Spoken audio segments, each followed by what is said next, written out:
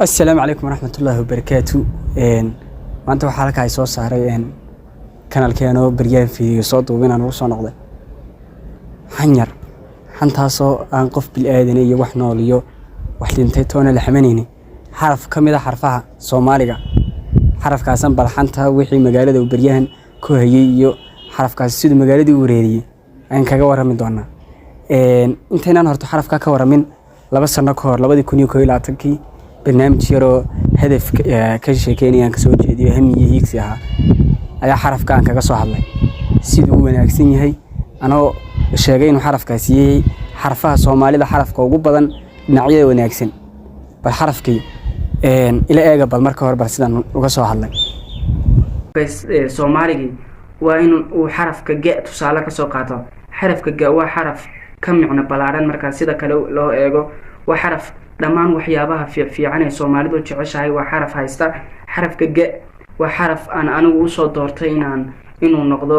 tusaalahayga koobaad ee aan ku soo qaadanayo barnaamijkayga xarafka ga waxa kamid ah sida guul qofku inuu guul gaaro waa xarafku ku bilaabmay waa xarafka ga dadka kubadda ciyaaraya gool xarafka ga buu ku bilaabmay gool way jecelyiin dadka kubadda ciyaaraya inay gool dhaliyaan oo kooxda kale la ciyaarayaan gool ka dhaliyaan gool waa wax ay jecelyihiin Soomaalida iyo dhamaan dadka kubadda ciyaara waa kelmad af Ingiriisi laakiin Soomaali ahaan loo adeegsado ga waa gool sidoo kale geesi waa Soomaalida oo dhan way jecelyiin lagu tilmaamo qofkaas waa geesi hebel waa geesi ina hebel waa geesi dhinaca kale ragga Soomaalida waxay jecelyihiin inay guursadaan gabdho xarafka ga kamid ah xarafka ga gabadha kamid marka leeyahay ma aha magaca gabadheed laakiin waa sida geenyo gaari iyo gashaanti saddexdu waa saddex xaraf oo ga ka kacaya oo jecelyihiin saddexduba waa saddex magaca oo ga ka kacaya amba astaamada ga ka kacaya oo ay ragga Soomaalidu ku doortaan gabadha ay guursanayaan sida kale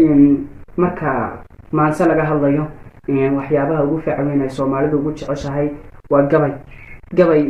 wuxuu ka kacaya ga sida geeraar gaarbuka labada dhinac ee maansada ugu waaweynba waxa ka kacan ga sida kale Soomaalidu xoolaha ugu jecelyihiin waa geel gaarbu isaguna ka kacaya sida kale dhirta waa la jecelyahay oo geedo amba geel isaguna gaarbu ka kacaya sidoo kale waa la jecelyahay dhamaan dadka dhalinyaradu markay gaadhaan daada inay guursadaan oo guur wuxuu ka kacaya ga sidoo kale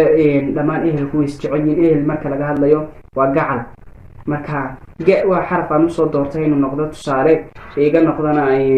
Soomaalida markaan ka hadlayo inay xaraf isku tusaaleeyaan bal xarafkii maalintii hore hadaba sida ula soo hadalnay sida wanaagiisa uga soo sheekeynay ayaa bal hadaba maanta sidoo isku bedelay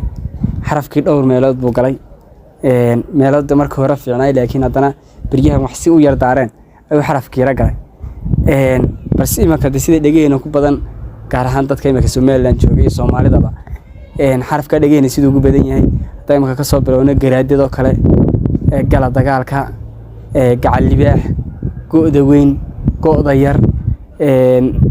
gudida 3 golaha baarlamaanka xarafkii wuxuu noqday xaraf bariyahan isagoo dhinacyadiisa wanaagsan ay wax yar oo hadana cilada yara jiiday gudida garxajiis gacal libaax gudida 3 gudida 40 gooda weyn gooda yar xarafkii hadaba dhinacaas sida ka weyn ee markii hore u soo wanaagsanayaan ka soo sheekeynay imakada laftarkiisa isagoo wanaagsan meelihii wanaagsan ay ku jiray cilada yar daat ka xarafkii uquba kuma dhicin waxaan oran lahayn xarafka bal wali wanaagsan yahay insha Allah bal ciladaas oo xarafka ka yar saarno bal wanaagiidaan ku sii darno intaas bay markaan ka soo sheekeynay inta wanaagsan bay ku jireen insha Allah intaas oo wanaagsanaano sideedii hore inta sidoo kuwii hore kale intaas oo wanaagsan xarafka dhamaantiisna wanaagiisa dhan wuxuu ku iman karaya oo barnaamijkan xirkiisu taabsan yahay xarafkaasi dhamaantii wanaagiisa dhan wuxuu isku soo rooray waa nabad insha Allah Ilaahay nabad inoo siyaadiyo nabadna in la shano. Assalaamu alaykum wa rahmatullahi wa barakatuh.